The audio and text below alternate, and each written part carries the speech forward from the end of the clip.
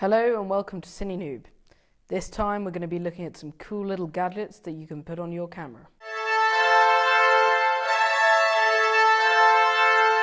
So the first gadget we're going to be looking at is something called the Cinemorph filter, which you can get at vidatlantic.com for around about $90. Now you probably don't know what an anamorphic lens is, but you've almost definitely seen it before.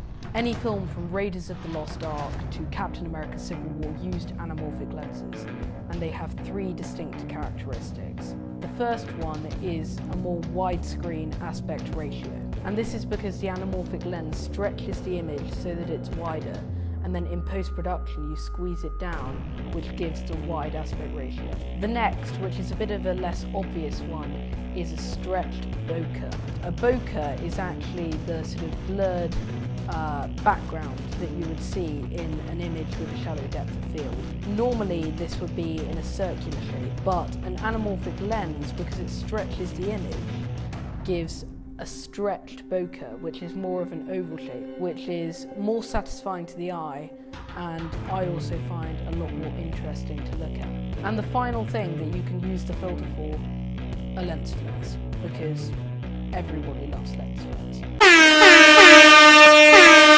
So to show you the difference between the Cinemorph filter and not having the Cinemorph filter, here's a shot without the Cinemorph filter, and here's a shot with the Cinemorph filter. The next gadget I really recommend having is a slider.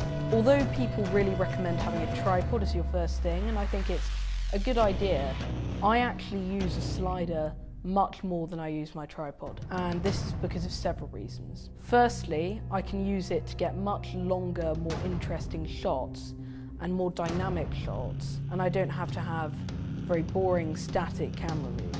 It also generates more eye candy, and it gives you more opportunity to just do more interesting things with the camera. A really good book which talks about this is a book called Directing the Camera, which I really recommend. You can also really use a slider to emphasize emotion. For example, you can push in on a character to empathize with them, to connect with them more. And you can pull out from a character to emphasize his or her loneliness. Ultimately, they're just really useful for crafting a more interesting shot. For example, here's a shot without a camera move, and here's a shot with the slider. Now, the final piece of gadgetry I find really useful is called a follow focus. These are often quite expensive, anywhere between £100 to £500, but I actually found a really good cheap one for about £25 or $32.63. It makes focusing so much easier. It's a lot less sensitive in terms of changing focus, and you have a lot more control, I think, over the ultimate focus of the image. So all in all, a follow focus is a pretty useful thing to have, even if it's a bit of a luxury. That's all for this time, but if you liked the video, please leave a like. If you're a troll, you can troll in the comments below.